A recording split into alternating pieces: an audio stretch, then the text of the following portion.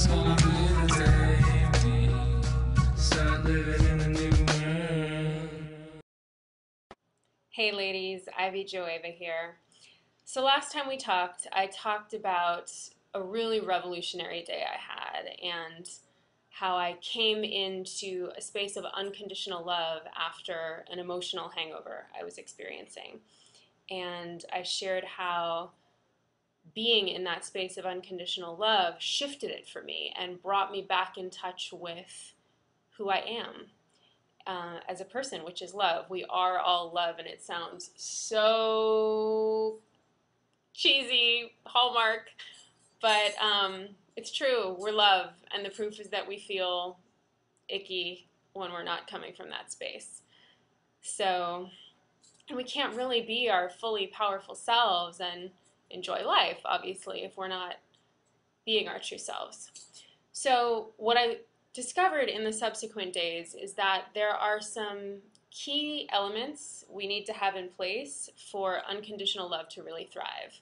And it would be fantastic if we could just will ourselves to be in that state all the time, but it can be tricky, particularly when we're challenged. And while it is true that the key is to choose to return to love, and that's the first step, for that to be sustainable and for that shift to stick, I've found there's some other elements that are really helpful, if not necessary, to have in place.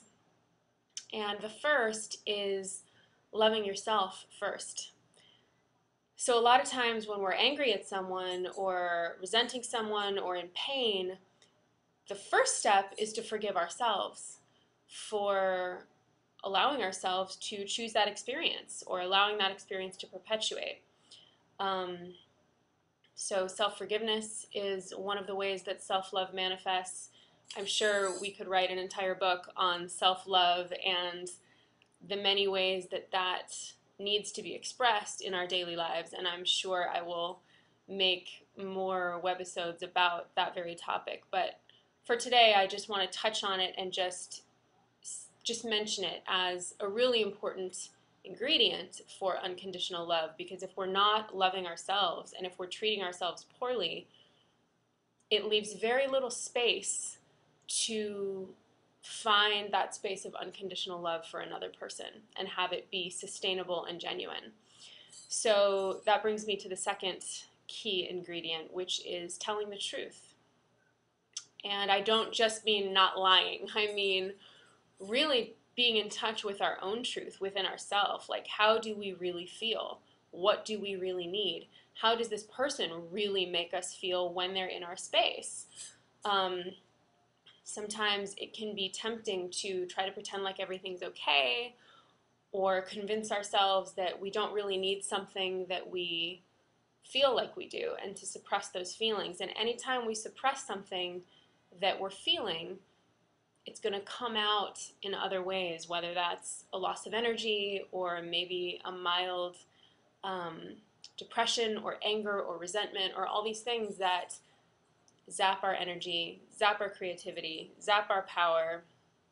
No bueno. So we want to, first of all, connect with the truth for ourselves.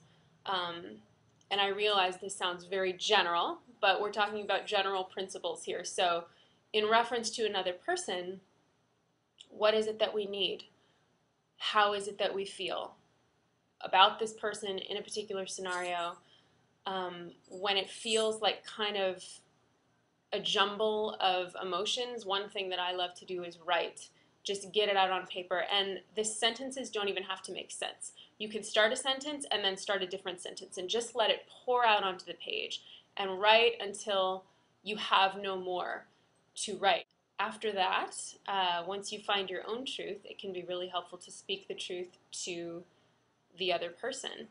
And if they're not able to receive it, or they're not able to honor it, they're not able to honor our needs, they're not able to create space for our feelings, for your feelings, that brings me to the third necessary ingredient for unconditional love, for holding a space of unconditional love, and that is boundaries. Sometimes we need to love people from a distance, in order to maintain a space of unconditional love and in order to fully be loving towards ourselves, we need to hold a strong boundary around what type of energy and what type of behavior we allow into our space and we allow into our lives. And so I'm sure I will be making more webisodes on healthy boundaries as well, but for now, just suffice it to say that it is important and that we don't, unconditional love doesn't mean that we subject ourselves to mistreatment. It doesn't mean that we subject ourselves to negative energy or any type of behavior that isn't nourishing to us. Which brings me back to the first ingredient, which is in order to be self-loving, we need to really honor our feelings, speak our truth, and hold boundaries around our space, hold boundaries around our time. If someone is taking up your time and it starts to feel like an energy drain, in order to love this person, we need to set a boundary because otherwise we're just going to resent them, and that's not loving. So those are the three key ingredients: self-love, truth-telling, first to yourself and then to the other person. And thirdly, setting a strong boundary, and that can mean setting a boundary about what you need, setting a boundary around the behavior that you allow into your life, or it might mean setting behavior for the extent to which you allow a particular individual into your life and into your space. And that is not antithetical to love. In fact, it's necessary to truly love and to come from a space of love within yourself.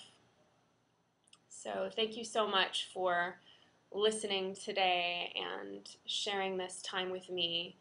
I really look forward to hearing your thoughts about unconditional love and ways that you've found to nurture that energy in your life and cultivate a space of unconditional love in your life. Please share this video with your friends if you like it, and be sure to join me next time in a new world. Start living in the